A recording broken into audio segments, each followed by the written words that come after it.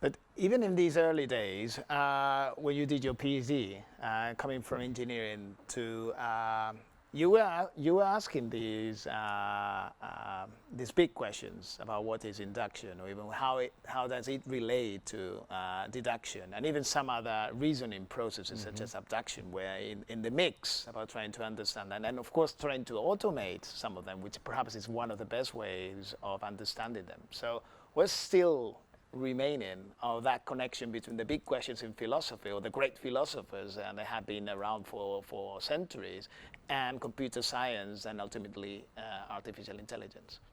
Yeah, I think for me, this idea of reasoning, of taking information and generating other information is kind of still key, even if it's a motivating factor in my work. When I was listening to your introduction, I realized that when you were talking about my books, of course, simply logical, intelligent reasoning, by example, but even the machine learning book has the phrase making sense of data, which is again kind of a reasoning step. So this, I think this idea of semantics, giving meaning to things, which is very important, but also very hard to capture. I mean, you could say that computers only do syntax, they do symbol manipulation.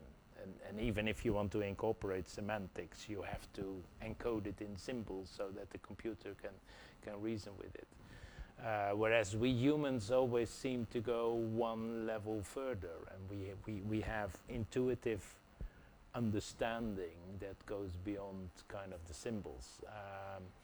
And a recent manifestation of that is this System 1, System 2 thinking that was popularized by Kahneman, which is a little bit different from, well, it describes the sort of logical reasoning as one side of the coin. It's the thing that we only do when we really need to, because our System 1, which is the quick, intuitive system that often dominates, and only when System 1 gets into trouble, or there is a contradiction, or we can't work out what the real answer is, then we do the reasoning. So somehow humans, even if you don't really do the logical reasoning very often, it is something that we fall back on. And in a way, the scientific method is like that as well, right? So it's kind of, it's always there. It doesn't explain everything that humans do, but if things get difficult, we need to go back to the reasoning. And the most recent manifestation of that is what is called explainable AI. So the machine says go left or go right, and we want to know why.